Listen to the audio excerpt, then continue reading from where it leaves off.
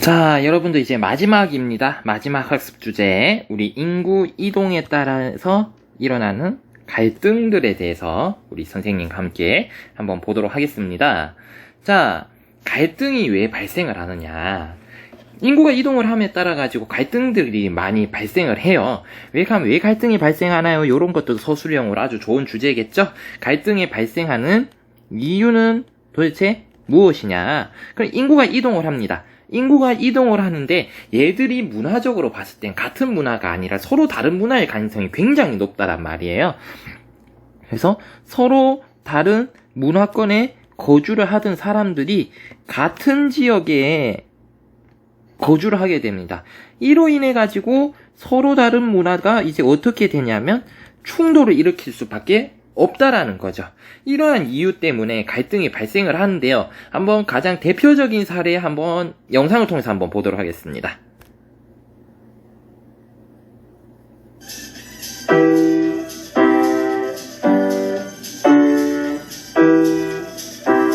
일명 부르카 금지법이 이번 달부터 오스트리아에서 시행에 들어갔습니다. 이 법은 공공장소에서 얼굴을 모두 가리는 것을 금지하고 있습니다. 무슬림 여성의 부르카뿐 아니라 햇빛 가리개와 마스크 등 얼굴을 가리는 모든 형태의 의상과 장비에 적용됩니다. 공공장소에서 이런 복장을 하다 적발되면 먼저 이를 벗으라는 요구를 받게 되고 거부할 경우 150유로, 20만 원의 벌금이 부과됩니다.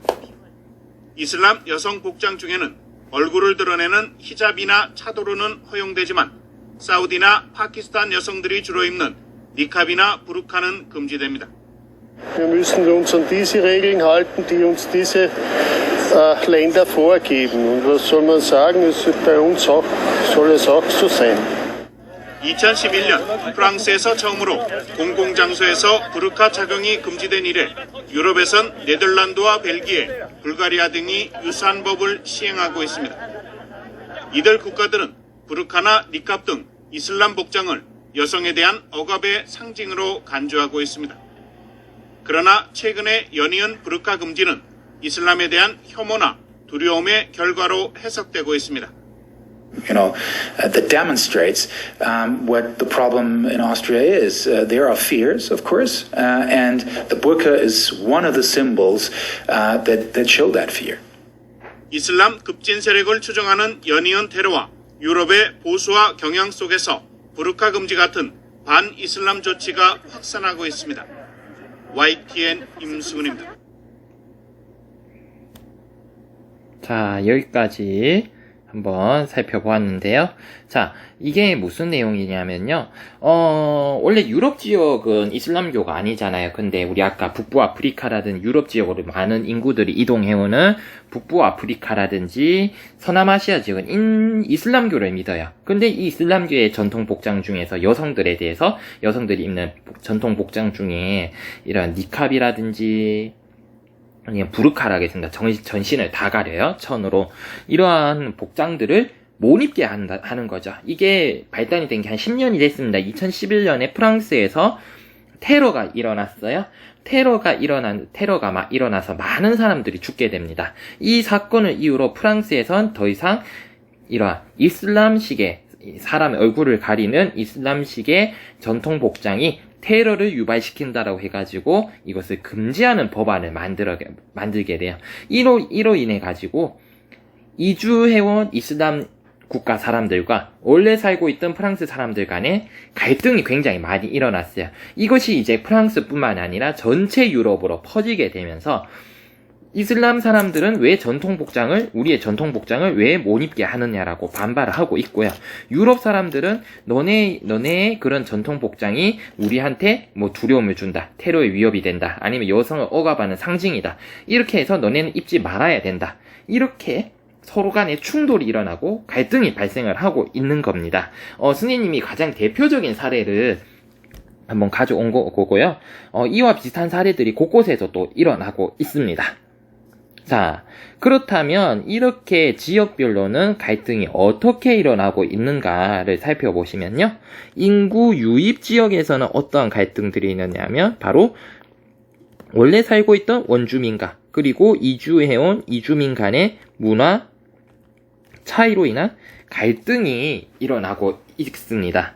자, 그래서 이 지역에서는 원주민과 이주민 간이 서로 문화를 어떻게 존중하고 이러한 갈등을 어떻게 없앨 수 있는지에 대한 많은 고민들이 지금 있고요. 이와 반대로 인구 유출 지역에서는 어떤 문제점들이 발생을 하냐면 일단 뭐 난민 문제, 그러니까 뭐 전쟁이라든지 정치적 원인 이런 걸로 인해 가지고 정치적인 목적으로 인해 정치적이라든지 이러한 현상으로 인해서 거주지를 잃고 떠돌아다니는 사람을 우리 난민이라고 부르거든요. 이러한 난민으로 인한 국제사회의 원조 또는 사람들이 너무 빠져나가니까 이 지역에 더 이상 일을 할 사람이 없겠죠. 그래서 노동력 부족 문제 이런 것들이 발생을 하고 있다라는 거 우리 알아두시면 좀 정리를 좀 해주시면 좋겠습니다. 그래서 이러한 인구 이동으로 인해 가지고 인구 유입 지역도 또한 인구 유출 지역도 그 각자 나름대로의 문제점들이 있고요.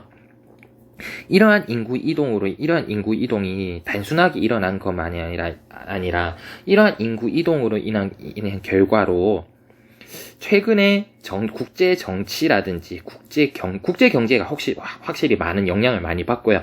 국제 정치도 최근에 이러한 인구 이동의 영향으로서 특히 국제 정치로 봤을 때 각 나라들의 정치색이 점점 보수화돼가는 성향을 많이 보입니다. 뭐 트럼프라든지 뭐 이러한 자기 나라만 뭐 세계 뉴스를 본 사람들은 뭐 들어봤을지도 모르겠지만 뭐 극우 세력이 등장을 했다. 뭐 백인 우월주의가 다시 등장을 하고 있다. 이러한 얘기들 혹시 들어봤을 겁니다. 이렇게 우리나라만 생각하고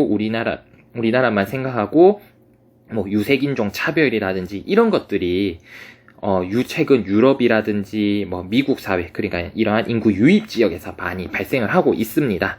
우리나라도 이러한 댓글이라든지 이런 거 보면 이주민들에 대한 혐오감이 굉장히 많이 나온 댓글들을 관찰할 수가 있거든요.